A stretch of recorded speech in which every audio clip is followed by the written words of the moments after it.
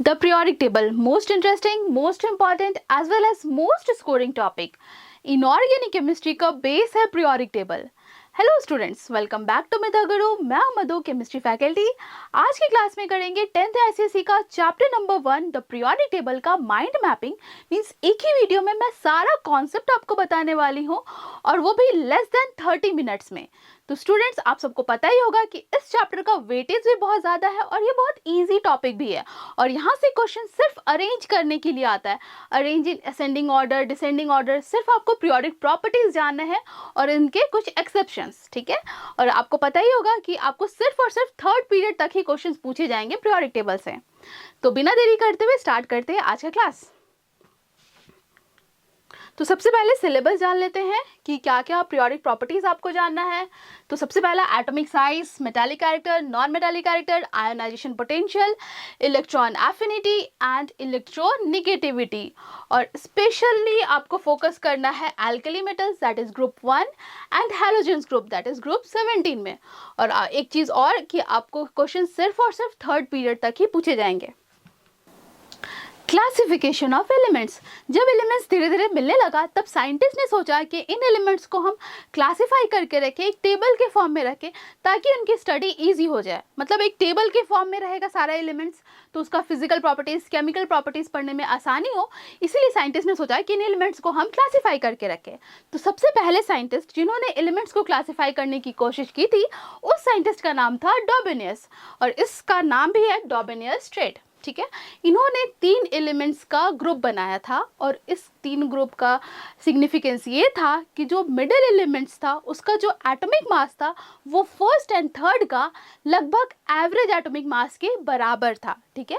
For example lithium, sodium, potassium. ठीक है. ये पहला ट्रेड था इनका. तो इनका ये कहना था कि इस ट्रेड में जितने भी एलिमेंट्स हैं तीनों एलिमेंट्स का प्रॉपर्टी सेम होगा. और ऑब्वियसली इनका प्रॉपर्टी सेम ही होता है क्योंकि ये एल्कली मेटल्स है, ग्रुप 1 वाले एलिमेंट्स है. अब देखिए इसका और इसका, लिथियम का एटॉमिक मास कितना होता है, 7 होता है और इसका होता है 39.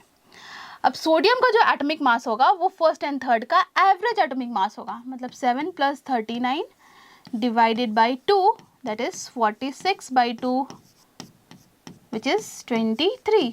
और 23 तो होता ही है सोडियम का. राइट. तो ये थे फर्स्ट साइंटिस्ट जिन्होंने एलिमेंट्स को क्लासिफाई करने की कोशिश की थी और पहली कोशिश तो बहुत ही अप्रिशिएट किया जाता ही है. नेक्स्ट, उसके बाद कुछ लिमिटेशंस आए इनके. उसके बाद आया दूसरे साइंटिस्ट जिनका नाम था न्यूलैंड्स. इन्होंने दिया Newlands law of Octave. Basically इन्होंने एलिमेंट्स को अरेंज किया था इंक्रीजिंग एटॉमिक मास के बेसिस पे और इनका कहना था कि every 8th element will have similar properties with first element. Let's suppose अगर हम लोग फर्स्ट से स्टार्ट करें 1 2 3 4 5 6 7 8 मतलब 8th element and first element उनका प्रॉपर्टी सेम आएगा. बट ये जो लॉ ऑफ ट्रेड था ये सिर्फ और सिर्फ एप्लीकेबल था कैल्शियम तक ही. मतलब लाइटर एलिमेंट्स तक ही ये एप्लीकेबल था, हायर के लिए नहीं था.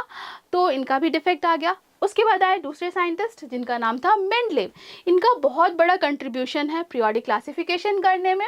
इन्होंने सबसे पहली बार एलिमेंट्स को क्लासिफाई किया था पीरियड्स एंड ग्रुप्स में और इनके टेबल में टोटल 8 ग्रुप्स थे एंड 6 पीरियड्स थे.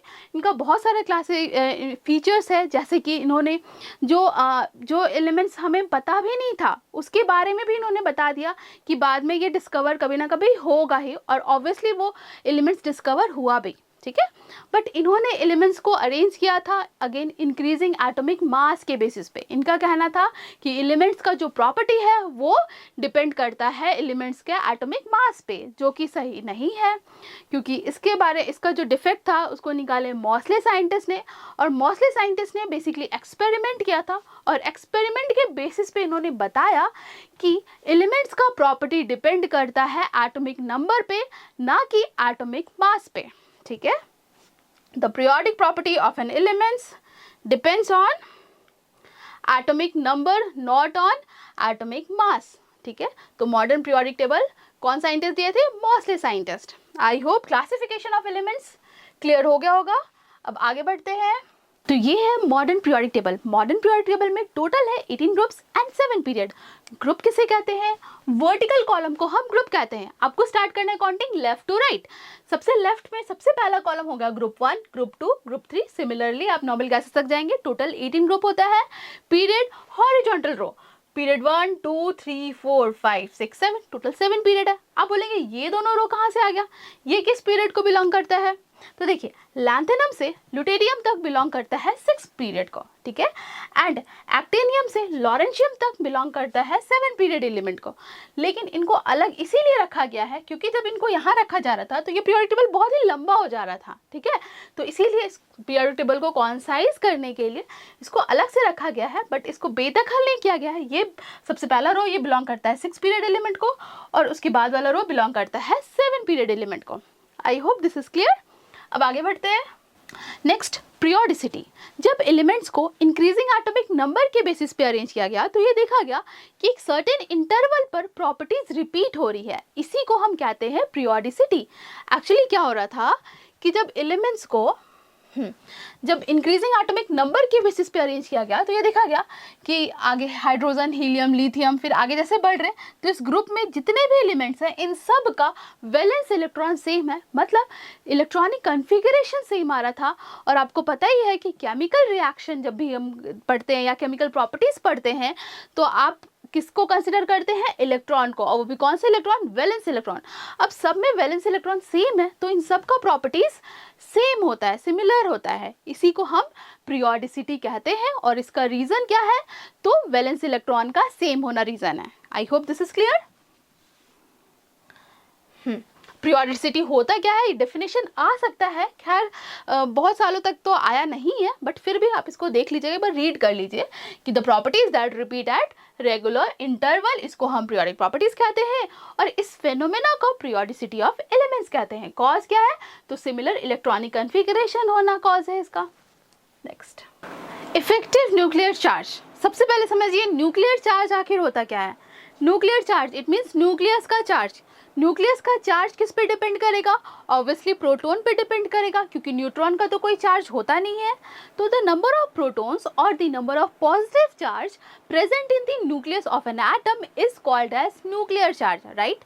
हम लोग एटॉमिक नंबर को भी Z से ही रिप्रेजेंट करते हैं and atomic number is equal to the number of proton present in the nucleus of an atom, right. अब समझिए इफेक्टिव न्यूक्लियर चार्ज क्या होता है। लेट्स सपोज ये न्यूक्लियस है किसी एटम का, न्यूक्लियस है इट मीन्स इसके अंदर प्रोटॉन्स है एज वेल एज न्यूट्रॉन्स है। अब इसके अराउंड इलेक्ट्रॉन्स रिवॉल्व करेगा, राइट। लेट्स सपोज ये फर्स्ट सेल है, सेकेंड सेल और ये थर्ड सेल, ये इसका आउटर मोस्ट सेल है, ठीक है। तो Z ये न्यूक्लियस है, इसके अंदर प्रोटॉन्स है as well as neutral particle है, मतलब न्यूट्रॉन्स है, ठीक है। तो पॉजिटिव चार्ज आपको पता है opposite charge attract each other. तो न्यूक्लियस के अंदर जो प्रोटॉन्स है, पॉजिटिव चार्ज है, ये आउटर मोस्ट इलेक्ट्रॉन को अपने फोर्स ऑफ अट्रैक्शन से अपनी तरफ पुल करेगा, राइट।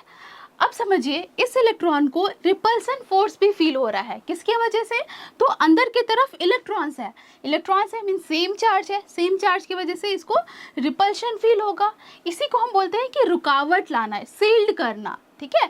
तो Z इफेक्टिव होता है कि कोई भी न्यूक्लियस कितना रिजल्टेंट फोर्स लगा पा रहा है अपने आउटर मोस्ट वैलेंस इलेक्ट्रॉन को अपने तरफ पुल करने के लिए, ठीक है। तो Z effective is equal to Z जितना फोर्स ऑफ अट्रैक्शन लगा रहा है माइनस जो रुकावट ला रहा है, उसको हम शील्डिंग इफेक्ट कहते हैं या स्क्रीनिंग इफेक्ट, ठीक है। तो Z इफेक्टिव होता है इफेक्टिव न्यूक्लियर चार्ज कितना रिजल्टेंट फोर्स ऑफ अट्रैक्शन से कोई भी न्यूक्लियस अपने वैलेंस इलेक्ट्रॉन को अपनी तरफ कितना पुल कर पा रहा है, राइट। इसी को हम इफेक्टिव न्यूक्लियर चार्ज कहते हैं। आई होप आपको अच्छे से समझ में आ गया होगा ये concept. Next, atomic radius. Atomic radius क्या होता है? एटम का साइज। एटम का साइज किस पे डिपेंड करता है? The distance between nucleus and the outer most electron. तो उससे हमको एटम का रेडियस पता चल जाएगा। रेडियस पता चल जाएगा तो हम लोग वॉल्यूम निकाल लेंगे 4/3 πr³ से, राइट, क्योंकि एटम होता है स्फेरिकल, आप सबको पता है। अब देखिए रेडियस 3 तरह का होता है, एक होता है covalent, ionic and van der Waals radius. Covalent radius क्या होता है? जब कोई दो नॉन मेटल्स जब बॉन्ड फॉर्म करता है तो ओवरलैपिंग से बॉन्ड फॉर्म करता है, मतलब यहाँ पर शेयरिंग होता है, तो शेयरिंग होता है ना, तो ओवरलैप कर जाता है एटम, तो यहाँ पर इसका जो रेडियस होता है वो कम होता है as compare to ionic and van der Waals radius. ठीक है, तो यहाँ पे आप देखिए दो एटम है, ठीक है, यहाँ से इसका डिस्टेंस, दो एटम का न्यूक्लियस का डिस्टेंस देखिए, तो ये कम है, यानी कि इसका साइज कम होगा as compare to ionic radius. Ionic में क्या होता है? मेटल एंड नॉन मेटल होता है, मेटल अपना इलेक्ट्रॉन देता है, नॉन मेटल एक्सेप्ट करता है। ठीक है, यहाँ पे टच होता है, यानी कि यहाँ से यहाँ का आप डिस्टेंस देखेंगे तो as compare to covalent radius ये तो बड़ा ही होगा।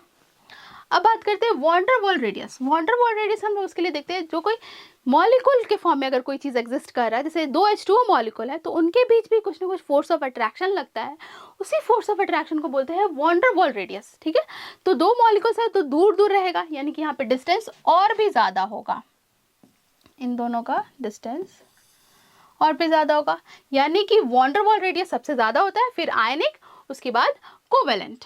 राइट, नेक्स्ट देखिए एटॉमिक साइज क्या होता है? Distance between the centre of nucleus of an atom and its outer most cell.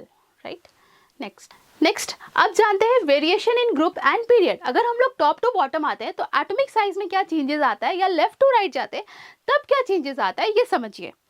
जैसे हम लोग टॉप टू बॉटम आते हैं तो नंबर ऑफ सेल इंक्रीज होता है, नंबर ऑफ सेल इंक्रीज होगा तो distance between nucleus and outer most electron बढ़ेगा। ठीक है, डिस्टेंस यहाँ का बढ़ गया, यानी कि इसका साइज ऑब्वियसली ज़्यादा होगा। यहाँ पे 3 पीरियड है, यहाँ पे 2 ही पीरियड है, तो थर्ड पीरियड का साइज ज़्यादा होगा as compare to second period. Right, तो हम लोग जैसे टॉप टू बॉटम आते हैं, एटॉमिक साइज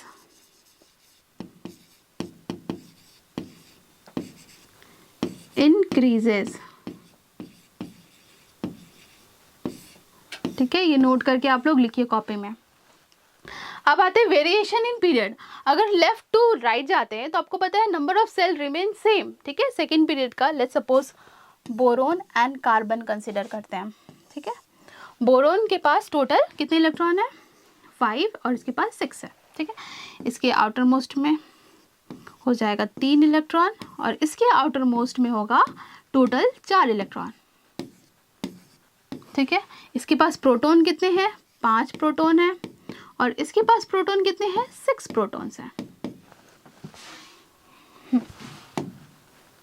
अब देखिए, क्योंकि नंबर ऑफ सेल्स सेम है, यानी कि distance nucleus and outer most electron का सेम है। राइट, अब यहाँ पर क्या हो रहा है? नंबर ऑफ प्रोटॉन्स बढ़ गया, नंबर ऑफ प्रोटॉन्स बढ़ गया तो ये ज़्यादा पुल करेगा इलेक्ट्रॉन को। इफेक्टिव न्यूक्लियर चार्ज बढ़ गया क्योंकि नंबर ऑफ प्रोटॉन्स बढ़ गया। देखिए इफेक्टिव क्या होता है? Z effective equals to Z minus sigma, यानी कि नंबर ऑफ प्रोटॉन्स अगर बढ़ जाएगा तब तो Z इफेक्टिव भी बढ़ जाएगा। Z इफेक्टिव बढ़ जाएगा यानी कि ये ज़्यादा पुल करेगा इलेक्ट्रॉन को, आउटर मोस्ट इलेक्ट्रॉन को, तो इसका साइज कम हो जाएगा, यानी कि left to right atomic size decreases. ठीक है, left to right atomic size decreases. Reason? Effective nuclear charge increases. Clear? Next, अब हम लोग एटॉमिक साइज का कुछ एक्सेप्शन भी देख लेते हैं। ठीक है, आपको सिर्फ और सिर्फ थर्ड पीरियड तक ही पूछा जाएगा। देखिए फोर्थ पीरियड में एक एक्सेप्शन आ जाता है। हमको पता है top to bottom atomic size increase करता है, लेकिन गैलियम का साइज कम होता है एल्यूमिनियम से। ये क्यों कम होता है, इसका रीज़न अभी आपको नहीं जानना है, बट यहाँ पे ना डी ब्लॉक एलिमेंट आ जाता है। इसी के वजह से डी ब्लॉक का पुअर शील्डिंग के कारण एल्यूमिनियम का साइज बड़ा होता है गैलियम से। बाकी ट्रेंड एज इट इज़ ही रहेगा, ये एक्सेप्शन है, बट ये आपको अभी नहीं जानना है क्योंकि आपको क्वेश्चन सिर्फ और सिर्फ लिखा हुआ आपके सिलेबस में कि सिर्फ और सिर्फ थर्ड पीरियड तक ही पूछा जाएगा। तो ये फोर्थ पीरियड का है, यानी कि 11 का टॉपिक है, ये अभी आपको नहीं जानना है। ठीक, बाकी इसमें तो जनरल ट्रेंड ही रहेगा सब में, जैसे कि atomic size increases.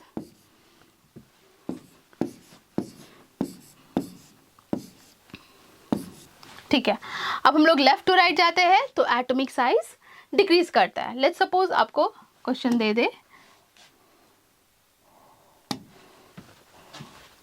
Carbon, nitrogen, oxygen, fluorine and neon और बोल दे कि arrange in increasing atomic size, ठीक है, एटॉमिक साइज के बेसिस पे आपको अरेंज करना है। तो देखिए ये सब बिलोंग करता है सेम पीरियड को, सेम पीरियड को बिलोंग कर रहा है, यानी कि नंबर ऑफ सेल्स इक्वल है, ठीक है। लेकिन क्योंकि इधर जैसे हम लोग लेफ्ट टू राइट बढ़ते हैं तो इफेक्टिव न्यूक्लियर चार्ज बढ़ता है, इसी के कारण एटम का साइज कम होने लगता है, यानी कि कार्बन का साइज बड़ा होगा नाइट्रोजन से, उसी तरह से नाइट्रोजन का साइज ज़्यादा होगा ऑक्सीजन से, फिर ऑक्सीजन का साइज ज़्यादा होगा फ्लोरीन से।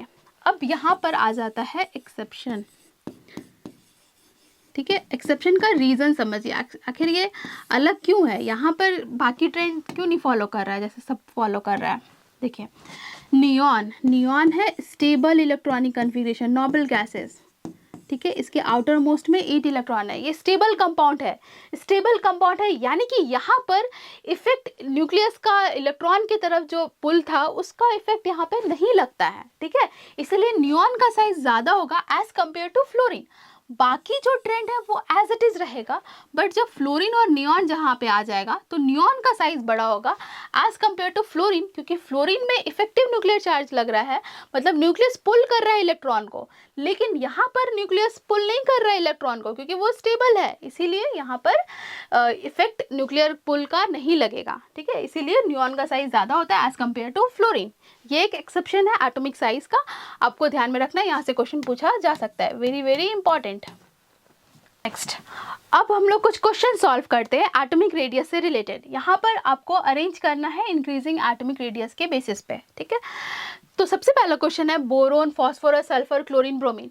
देखिए कोई भी न्यूट्रल एटम दे दिया और आपसे पूछे कि अरेंज करने इंक्रीजिंग एटॉमिक रेडियस के बेसिस पे, तो आप चेक करिए कि कौन सा एलिमेंट किस पीरियड को बिलोंग कर रहा है। अगर हायर पीरियड को बिलोंग कर रहा है यानी कि उसके पास नंबर ऑफ सेल ज़्यादा होगा, यानी कि उस एटम का साइज बड़ा होगा, ठीक। तो यहाँ पर देखिए ब्रोमीन, ब्रोमीन बिलोंग करता है फोर्थ पीरियड को, यानी कि ब्रोमीन का साइज सबसे बड़ा होगा। उसके बाद देखिए फॉस्फोरस, सल्फर, क्लोरीन, ये तीनों बिलोंग करता है थर्ड पीरियड को, एंड बोरोन बिलोंग करता है सेकेंड पीरियड को, यानी कि बोरोन का साइज सबसे छोटा होगा। अब ये तीनों यहीं कहीं पे फिट होगा।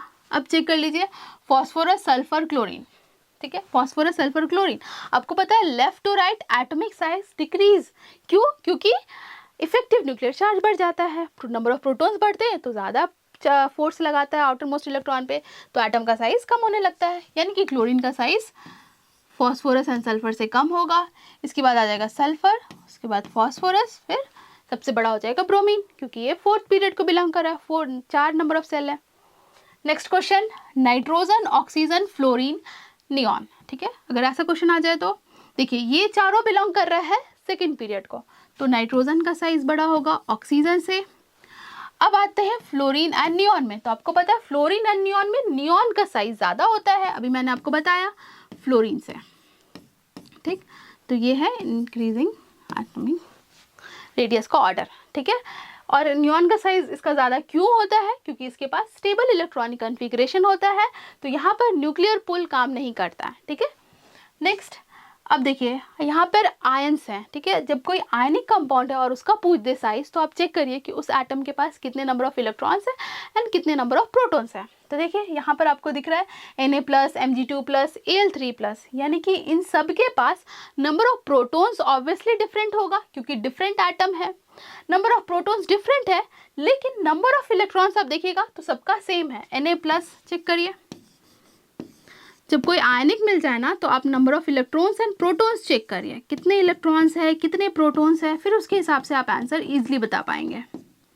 देखिए Na+ यानी कि एक इलेक्ट्रॉन लूज किया होगा तो उसके पास 10 इलेक्ट्रॉन, 10 इलेक्ट्रॉन एंड 10 इलेक्ट्रॉन, यानी कि इन सब के पास नंबर ऑफ इलेक्ट्रॉन सेम है, यानी कि Z इफेक्टिव किस पे डिपेंड करेगा, नंबर ऑफ प्रोटॉन्स पे, क्योंकि ये तो सेम है सबका, शील्डिंग तो सेम कर रहा है, यानी कि इफेक्टिव न्यूक्लियर चार्ज डिपेंड करेगा नंबर ऑफ प्रोटॉन्स पे, मींस जिसके पास नंबर ऑफ प्रोटॉन्स ज़्यादा होगा वो इलेक्ट्रॉन को ज़्यादा पुल करेगा अपने तरफ, यानी कि उस एटम का साइज कम हो जाएगा। यानी कि आपको पता है एल्यूमिनियम का एटॉमिक नंबर है 13, 12 एंड 11, यानी कि इसके पास प्रोटॉन ज़्यादा है, यानी कि 10 इलेक्ट्रॉन को ज़्यादा पुल कर पाएगा एज कम्पेयर टू 12 एंड 11, ठीक। तो एल्यूमिनियम का साइज सबसे छोटा होगा, उसके बाद मैग्नीशियम का, और सबसे बड़ा साइज होगा इन तीनों में सोडियम का, क्लियर? नेक्स्ट क्वेश्चन देखिए, O minus and O2 minus, यानी कि यहाँ पर एटम सेम है, एटम सेम है but number of electrons different है, यहाँ पर नंबर ऑफ प्रोटॉन सेम है, तो किस पे डिपेंड करेगा? इलेक्ट्रॉन्स पे। ठीक है, इसको सॉल्व करिए, चेक करिए सब में कितने नंबर ऑफ इलेक्ट्रॉन है, O minus and O2 minus. सब में नंबर ऑफ प्रोटॉन्स 8 है, इसके पास इलेक्ट्रॉन 8 ही है, इसके पास 9 और इसके पास टोटल 10 इलेक्ट्रॉन है। अब देखिए प्रोटॉन सेम है, ठीक है, 8 प्रोटॉन है, 8 प्रोटॉन मिलके 8 इलेक्ट्रॉन को पुल कर रहा है, ठीक है, और एक बार 8 प्रोटॉन मिलके 9 इलेक्ट्रॉन को पुल कर रहा है, और एक बार 8 प्रोटॉन मिलके 10 इलेक्ट्रॉन को पुल कर रहा है। तो पुल किसको ज्यादा कर पाएगा? कम इलेक्ट्रॉन वाले को, ऑब्वियसली 8 इलेक्ट्रॉन ज्यादा पुल कर पाएगा, यानी कि इसका साइज छोटा होगा एज कंपेयर टू 9 वाले इलेक्ट्रॉन के और उसके बाद 10 इलेक्ट्रॉन से। ठीक है, यानी कि कोई भी अनायनिक है, ठीक है, अनायनिक है ना, तो अनायनिक का न्यूट्रल से बड़ा होगा साइज में। ठीक है, यानी कि O2 माइनस साइज में बड़ा होगा O माइनस से एंड O से। इसका रीजन क्या है? क्योंकि यहाँ पे नंबर ऑफ इलेक्ट्रॉन ज्यादा हो गए and number of proton same ही है, सेम प्रोटॉन है, अब इलेक्ट्रॉन ज्यादा मिल गया तो पुल नहीं कर पाएगा, यानी कि साइज इसका बड़ा हो जाएगा, कम इलेक्ट्रॉन होगा तो ज्यादा पुल कर पाएगा। ठीक, तो ये इसका रीजन था। आई होप आपको अच्छे से समझ में आ गया होगा atomic radius. Next, metallic character, tendency of an atom to lose electron.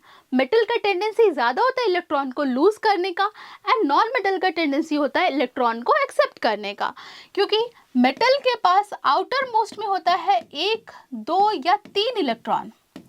वही अगर बात करें नॉन मेटल्स की, तो नॉन मेटल्स के पास आउटर मोस्ट में होता है 4, 5, 6 या 7 इलेक्ट्रॉन।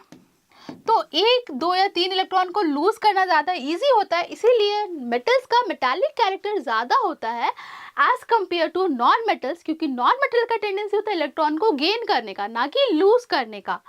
तो अगर हम लोग पीरियोडिक टेबल में लेफ्ट टू राइट अगर मूव करेंगे तो मेटालिक कैरेक्टर डिक्रीजेस, ये आप लिख लीजिएगा। और वही अगर हम लोग पीरियोडिक टेबल में टॉप टू बॉटम आते हैं तब क्या होगा?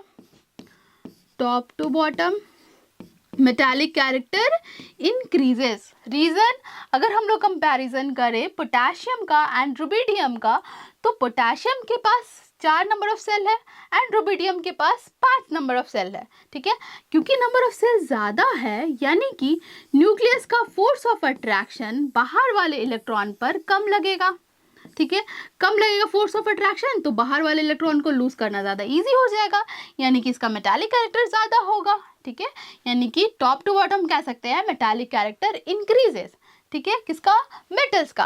अब अगर हम लोग बात करें कि पूरे पीरियोडिक टेबल में मेटालिक कैरेक्टर किसका सबसे ज़्यादा होता है, तो सीजियम का सबसे ज़्यादा होता है।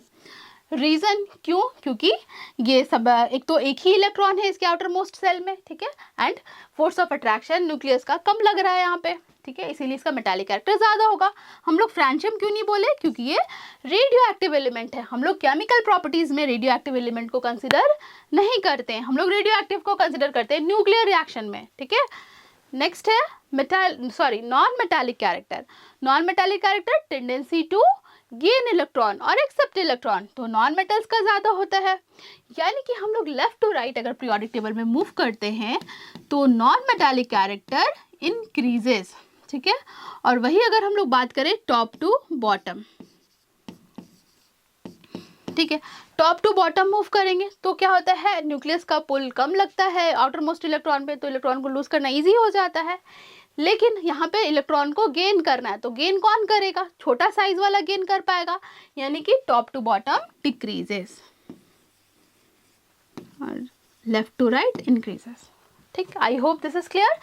और सबसे हाईएस्ट किसका होता है नॉन मेटालिक कैरेक्टर? तो फ्लोरीन का होता है। यहाँ पर हम लोग नोबल गैसेस को कंसिडर नहीं करेंगे क्योंकि ये सब स्टेबल है, इनको ना ही इलेक्ट्रॉन चाहिए ना ही ये लूज करेंगे। बट जेनॉन एक ऐसा कंपाउंड है ना, एक ऐसा नोबल गैस है जो कि बॉन्ड बनाता है ऑक्सीजन के साथ भी। इसका रीज़न क्या है ये आप हायर क्लासेस में पढ़ेंगे। ठीक, What is electronegativity? It is a tendency of an atom to attract the shared pair of electron towards itself in a covalent bond. जब भी कोई कोवेलेंट बॉन्ड बनता है तभी इलेक्ट्रोनेगेटिविटी का इफेक्ट दिखता है। इलेक्ट्रोनेगेटिविटी आखिर होता क्या है? तो मान लीजिए कोई एक कोवेलेंट कंपाउंड है, ठीक है, कोवेलेंट कंपाउंड है तो यानी कि वहाँ पे बॉन्ड फॉर्मेशन हुआ होगा सिर्फ और सिर्फ शेयरिंग से। बट एक्चुअल में जब आप हायर क्लासेस में जाएंगे तो आपको पता चलेगा कि इलेक्ट्रॉन का शेयरिंग नहीं बल्कि ऑर्बिटल्स का ओवरलैपिंग होता है, तब जाकर बॉन्ड फॉर्मेशन होता है कोवेलेंट बॉन्ड में। ठीक है, तो अभी आपको पता है कि इलेक्ट्रॉन का शेयरिंग होता है, तो उसी तरह से समझते हैं। ठीक है, लेट्स सपोज हम एग्जांपल लेते हैं HCl का, हाइड्रोजन क्लोराइड का। ठीक है, हाइड्रोजन के आउटर मोस्ट में 1 इलेक्ट्रॉन है और क्लोरीन के आउटर मोस्ट में टोटल 7 इलेक्ट्रॉन है। ठीक है, अब हाइड्रोजन को स्टेबल होने के लिए 1 इलेक्ट्रॉन चाहिए और क्लोरीन को भी 1 ही इलेक्ट्रॉन चाहिए। ठीक है, तो ये आपस में शेयरिंग करता है, मतलब हाइड्रोजन अपना 1 इलेक्ट्रॉन शेयर करेगा क्लोरीन के एक एटम के साथ और क्लोरीन भी अपना 1 इलेक्ट्रॉन शेयर करेगा हाइड्रोजन के 1 इलेक्ट्रॉन के साथ। तो हाइड्रोजन का कॉन्फ़िगरेशन हो जाएगा हीलियम की तरह और क्लोरीन का हो जाएगा आर्गन की तरह, यानी कि दोनों तो स्टेबल हो गए। बट क्या होता है ना कि जब भी शेयरिंग से बॉन्ड फॉर्मेशन होता है बिटवीन 2 डिफरेंट नॉन मेटल्स, ठीक है, अगर अलग अलग दोनों नॉन मेटल्स है तब इसका इफेक्ट नज़र में आता है। तो एक्चुअल में क्या होता है ना कि इन दोनों में क्लोरीन का इलेक्ट्रोनेगेटिविटी ज़्यादा है। इट मीन्स इलेक्ट्रॉन को अपने तरफ पुल करने का टेंडेंसी ज़्यादा है। इलेक्ट्रोनेगेटिविटी का वैल्यू निकाला गया है बाय साइंटिस्ट और ये एक नंबर है, नंबर से हम डिसाइड करते हैं कि किसका इलेक्ट्रोनेगेटिविटी ज़्यादा है। ठीक है, तो क्लोरीन का इलेक्ट्रोनेगेटिविटी ज़्यादा होता है, ऑब्वियसली नॉन मेटल्स का तो ज़्यादा ही होगा, बट आपस में नॉन मेटल में किसका ज़्यादा है वो अब यहाँ पे आपको समझना पड़ेगा। ठीक है, तो क्लोरीन का सबसे ज़्यादा होता है। एक्चुअल पूरे पीरियोडिक टेबल में फ्लोरीन का सबसे ज़्यादा होता है, उसके बाद ऑक्सीजन है, फिर नाइट्रोजन और क्लोरीन का लगभग बराबर होता है। ठीक, तो आप इसको याद रखिएगा फ़ोन से, FON, इनका पूरे पीरियोडिक टेबल में सबसे ज़्यादा होता है इलेक्ट्रोनेगेटिविटी का वैल्यूज़। ठीक है, और फ्लोरीन का तो सबसे हाईएस्ट होता है। क्लियर, तो as compare to hydrogen chlorine का इलेक्ट्रोनेगेटिविटी ज़्यादा है, तो इन दोनों इलेक्ट्रॉन को क्लोरीन अपने तरफ पुल करके रखना चाहेगा। ठीक है, जिसका टेंडेंसी ज़्यादा है तो इलेक्ट्रॉन को अपने तरफ पुल कर लेगा। अब अपने तरफ इलेक्ट्रॉन को पुल कर लेगा तो इस पे आ जाता है partial negative charge. Partial negative charge क्या हुआ? तो देखिए आपको सबको पता ही होगा कि कैटायन आनायन कैसे फॉर्म होते हैं। तो जब भी किसी एटम के पास इलेक्ट्रॉन ऐड होता है तो उस पर निगेटिव चार्ज आता है। ठीक है, तो वैसे ही समझिए कि इस पे इलेक्ट्रॉन पूरा आया नहीं है इसके आउटर मोस्ट में, लेकिन ये इलेक्ट्रॉन को अपने तरफ पुल कर ले, यानी कि इसको इलेक्ट्रॉन फील हो रहा है, इसीलिए इस पे आ जाएगा पार्शियल नेगेटिव चार्ज। अब हाइड्रोजन से इलेक्ट्रॉन दूर जा रहा है तो इस पे हो जाएगा पार्शियल पॉजिटिव चार्ज। ठीक है, तो हम यहाँ पे बोल सकते हैं क्लोरीन का इलेक्ट्रोनेगेटिविटी ज़्यादा है, इसीलिए ये दोनों इलेक्ट्रॉन को अपने तरफ पुल कर रहा है। इसी इफेक्ट को कहते हैं इलेक्ट्रोनेगेटिविटी। ठीक है, tendency to attract the shared pair. जब शेयरिंग से बॉन्ड फॉर्मेशन होता है तो shared pair of electron towards itself in a covalent bond. This is most important, सिर्फ और सिर्फ कोवेलेंट बॉन्ड में देखना है। और फिर दूसरा एग्जाम्पल देखते हैं हम। लेट्स सपोज हम लेते हैं एग्जाम्पल क्लोरोफॉर्म का, CHCl3। ठीक है, कार्बन के आउटर मोस्ट में 4 इलेक्ट्रॉन होता है, हाइड्रोजन का 1, बाकी 3 क्लोरीन है।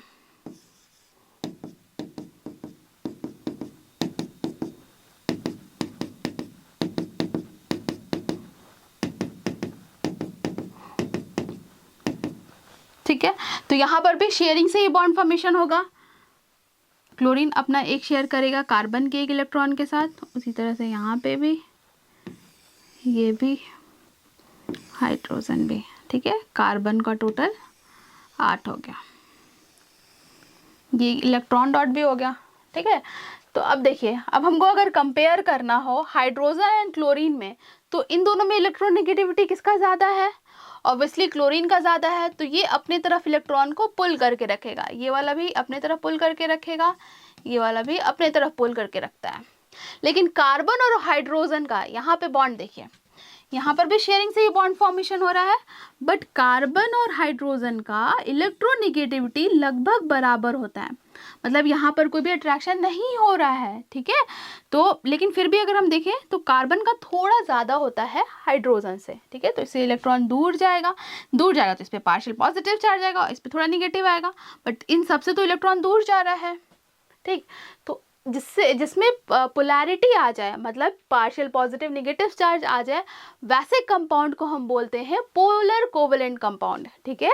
और जिसमें पोलैरिटी ना आए, मतलब चार्ज ना आए, तो चार्ज किस में नहीं आएगा, जब दो सेम नॉन मेटल्स के बीच अगर बॉन्ड फॉर्मेशन हुआ है, लेट्स सपोज N2, ठीक है, दोनों नॉन मेटल्स है, शेयरिंग से बॉन्ड फॉर्मेशन हुआ है, बट क्योंकि ये दोनों सेम एटम है, ठीक है, सेम एटम है, तो इलेक्ट्रोनेगेटिविटी भी सेम होगा, मतलब पुल करने का दोनों बराबर फोर्स से दोनों इलेक्ट्रॉन को पुल कर रहा है, तो ऑब्वियसली वो मूव नहीं करेगा इलेक्ट्रॉन, और कहीं पे चार्ज नहीं आएगा, राइट। तो ये था इलेक्ट्रोनेगेटिविटी का कॉन्सेप्ट। अब मैं एक लिखवा रही हूँ टेबल, इसे आप लिख लीजिए नोट करके, ये बहुत इंपॉर्टेंट है। देखिए, इलेक्ट्रोनेगेटिविटी एक ऐसा टॉपिक है ना जिससे डायरेक्टली या इनडायरेक्टली क्वेश्चन पूछे जाते हैं, ठीक है। तो मैं अभी लिखवा रही हूँ कि किसका सबसे ज़्यादा होता है, बेसिकली मैं ऑर्डर बता रही हूँ इलेक्ट्रोनेगेटिविटी का। तो इसको थोड़ा निमोनिक से याद रखते हैं। फोन कल भर आई स्कूल से, ठीक है, जैसे कंप्लेन आता होगा ना स्कूल से, तो बस कल ही भर आया है, ऐसा आप बोल रहे हैं, लेकिन ये तो पता नहीं है कब तक आएगा, ठीक है। फोन कल भर आई स्कूल, SCH, ठीक। तो ये ऑर्डर है इलेक्ट्रोनेगेटिविटी का, ये डिक्रीजिंग ऑर्डर है, ठीक है। पूरे पीरियोडिक टेबल में फ्लोरीन का ज़्यादा होता है, उसके बाद ऑक्सीजन का, नाइट्रोजन एंड क्लोरीन का लगभग बराबर होता है, फिर क्लोरीन का ज़्यादा होगा ब्रोमीन से, फिर आयोडीन, सल्फर, कार्बन एंड फिर हाइड्रोजन, ठीक है। तो एक तो आपको समझ में आ रहा है, अगर हम लोग पीरियोडिक टेबल देखते हैं तो लेफ्ट तरफ क्या है, मेटल है, एंड राइट तरफ नॉन मेटल्स है, ठीक है। तो लेफ्ट टू राइट अगर हम मूव करेंगे पीरियोडिक टेबल में, तो इलेक्ट्रोनेगेटिविटी का क्या ऑर्डर होगा, डिक्रीज करेगा या इंक्रीज करेगा, ऑब्वियसली इंक्रीजेस। क्यों, क्योंकि लेफ्ट टू राइट मेटल से हम लोग नॉन मेटल्स की तरफ जा रहे हैं, यानी कि नॉन मेटल्स का तो टेंडेंसी होता है इलेक्ट्रॉन को पुल करने का, ठीक। अगर हम टॉप टू बॉटम आएंगे तब क्या चेंजेस आएगा,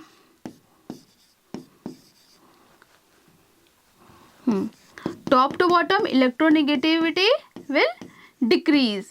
वाई, क्योंकि अगर हम लोग टॉप टू बॉटम आते हैं तो नंबर ऑफ सेल्स बढ़ता है, नंबर ऑफ सेल्स बढ़ेगा तो force of attraction nucleus and outer most electron का बढ़ जाएगा, सॉरी फोर्स ऑफ अट्रैक्शन कम हो जाएगा तो इलेक्ट्रॉन को ज़्यादा पुल नहीं कर पाएगा, ठीक है। तो बड़े साइज वाले एटम का इलेक्ट्रोनेगेटिविटी कम होगा, ठीक है। और देखिए, अगर हम लोग लेफ्ट टू राइट जा रहे हैं तो ऑब्वियसली फ्लोरीन हैलोजेंस फैमिली का सबसे ज़्यादा होगा, और हैलोजन फैमिली में अगर हमको बताना हो फ्लोरीन, क्लोरीन, ब्रोमीन, आयोडीन में, तो सबसे ज़्यादा फ्लोरीन का होगा। ऐसा क्यों, क्योंकि छोटा एटम है यानी कि न्यूक्लियस पास होगा, ठीक है। मान लीजिए हम कंपेयर करते हैं फ्लोरीन एंड क्लोरीन को, क्लोरीन के पास 3 सेल है, फ्लोरीन के पास 2 है, और दोनों को मान लीजिए इलेक्ट्रॉन मिल रहा है सेम डिस्टेंस पे, तो यहाँ पर फोर्स ऑफ अट्रैक्शन ज़्यादा होगा क्योंकि न्यूक्लियस पास है, यहाँ पे फोर्स ऑफ अट्रैक्शन कम होगा क्योंकि न्यूक्लियस दूर है, तो यानी कि यहाँ पर इलेक्ट्रॉन को ज़्यादा अट्रैक्ट कर पाएगा और ये थोड़ा कम कर पाएगा, इसीलिए फ्लोरीन का इलेक्ट्रोनेगेटिविटी सबसे ज़्यादा होगा, ठीक है। और सबसे ज़्यादा इसलिए भी क्योंकि इसके आउटर मोस्ट में सिर्फ एक ही इलेक्ट्रॉन इसको चाहिए स्टेबल होने के लिए, इसको 2 चाहिए, तो इसके बाद ये आ जाएगा, फिर ये ऐसे, ठीक है। आई होप समझ में आ गया होगा। अब नेक्स्ट टॉपिक देखते हैं। नेक्स्ट, आयोनाइजेशन एंथैल्पी और आयोनाइजेशन पोटेंशियल। कोई भी एटम अगर अकेला है, गैसियस स्टेट में है, न्यूट्रल है, आइसोलेटेड है, अगर उस एटम को एनर्जी मिलता है तब कुछ ना कुछ एक्टिविटी होगा। क्या एक्टिविटी होगा, तो देखिए, कोई भी एटम है तो उसका force of attraction valence electron पे कम लगता है क्योंकि वो लूजली बॉन्डेड होता है, दूर रहता है, तो फोर्स ऑफ अट्रैक्शन कम होता है। तो किसी भी एटम को हम एनर्जी देते हैं तो आउटर मोस्ट इलेक्ट्रॉन बाहर चला जाता है। इसी इफेक्ट को हम आयोनाइजेशन पोटेंशियल कहते हैं कि किसी भी एटम को हमको कितना एनर्जी देना पड़ रहा है in order to lose its outer most electron, ठीक है। डेफिनेशन पढ़िए, it is the amount of energy required to remove the loosely bonded electron from the isolated gaseous state, ठीक। लेट्स सपोज ए कोई atom है gaseous state में, इसको हम ionisation energy that is minimum energy दिए, तो क्या होगा, इस एटम से इलेक्ट्रॉन बाहर जाएगा। किसी भी एटम से इलेक्ट्रॉन बाहर जाता है तो इस पे आ जाता है पॉजिटिव चार्ज और इलेक्ट्रॉन बाहर। अब इसका यूनिट इंपॉर्टेंट है, unit ionisation potential and electron affinity दोनों का सेम होता है, इलेक्ट्रॉन वोल्ट पर एटम, और इसका एसआई यूनिट किलो जूल पर मोल। मतलब अगर हम लोग 1 मोल कोई भी गैस लें तो उसमें हमको कितना एनर्जी देना पड़ रहा है in order to lose its outer most electron, और we can say loosely bonded electron. ठीक है, तो ये था आयोनाइजेशन पोटेंशियल। अब इसका ट्रेंड समझिए। देखिए, एक नोट करके आप लिख लीजिए, electronegativity, ionisation potential and electron affinity, इन तीनों का जो ट्रेंड है लेफ्ट टू राइट या टॉप टू बॉटम सेम होता है। ठीक है, सेम है, बट कुछ एक्सेप्शन है, वो आपको ध्यान में रखना है। ठीक है, एक्सेप्शंस तो मैं इलेक्ट्रोनेगेटिविटी का बता ही दी, आयोनाइजेशन पोटेंशियल यहाँ पे बता दे रहे, फिर ये का भी मैं बता दूंगी। सिर्फ एक्सेप्शन ध्यान में रखना है, बाकी जो नॉर्मल जो ट्रेंड है वो सेम रहेगा। क्यों सेम रहेगा? देखिए, लेफ्ट टू राइट अगर हम मूव करते हैं तो न्यूक्लियर पावर बढ़ता है, न्यूक्लियर पोल बढ़ता है, इफेक्टिव न्यूक्लियर चार्ज बढ़ता है।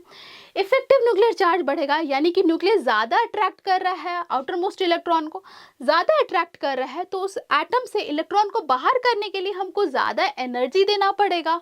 आपको पता है मेटल का तो टेंडेंसी होता है इलेक्ट्रॉन को लूज करने का, यानी कि इसको हमको एनर्जी ज़्यादा नहीं देना पड़ेगा, लेकिन नॉन मेटल का टेंडेंसी होता है इलेक्ट्रॉन को देने का, नहीं होता है। इसका तो टेंडेंसी होता है एक्सेप्ट करने का, ताकि ये स्टेबल हो जाए। ठीक है, तो इसको, इससे अगर हम चाहते हैं इलेक्ट्रॉन बाहर जाए तो इसमें हमको बहुत ज़्यादा एनर्जी देना पड़ेगा एज कम्पेयर टू ऑक्सीजन या as compare to nitrogen. Fluorine में हमको ज़्यादा एनर्जी देना पड़ेगा, राइट। तो अगर हम लोग लेफ्ट टू राइट जाते हैं तो आयोनाइजेशन पोटेंशियल इंक्रीजेस। ठीक है, अगर हम टॉप टू बॉटम जाएंगे तो आयोनाइजेशन पोटेंशियल विल डिक्रीज। क्यों डिक्रीज? क्योंकि देखिए, अगर हम लोग टॉप टू बॉटम जाते हैं तो नंबर ऑफ सेल्स बढ़ता है। इसके पास 2 सेल है, इसके पास 3 सेल है। ठीक है, अब इसके आउटर मोस्ट में मान लीजिए ये इलेक्ट्रॉन है, इसको बाहर करना है, तो देखिए छोटा एटम है यानी कि फोर्स ऑफ अट्रैक्शन यहाँ पे ज़्यादा होगा, यानी कि हमको यहाँ पे ज़्यादा एनर्जी देना पड़ेगा। अब बात करते हैं सोडियम की, तो सोडियम में हमको एनर्जी कम देना पड़ेगा क्योंकि यहाँ पे फोर्स ऑफ अट्रैक्शन कम है, साइज बड़ा होने के कारण, तो इसलिए इसका आईपी कम हो जाएगा। यानी कि अगर हम लोग टॉप टू बॉटम जाते हैं तो आयोनाइजेशन पोटेंशियल डिक्रीजेस क्योंकि एनर्जी अब कम देना पड़ रहा है। लेकिन left to right ionisation potential increases. ठीक है, ज़्यादा एनर्जी देना पड़ रहा है, एनर्जी के टर्म्स में हमें बात करना है। ठीक, अब एक्सेप्शन देखिए लेफ्ट टू राइट आपको पता है आयोनाइजेशन पोटेंशियल इंक्रीजेस। ठीक है, लेकिन अब कुछ एक्सेप्शन आ जाते हैं यहाँ, और एक्सेप्शन का रीज़न समझिए। देखिए, बेरिलियम के पास होता है 4 एटॉमिक नंबर। ठीक है, बेरिलियम का है 4 एटॉमिक नंबर। देखिए, आप सबको पता है कि left to right ionisation potential increases. ठीक है, लेकिन अब कुछ एक्सेप्शन है, उसका रीज़न समझिए।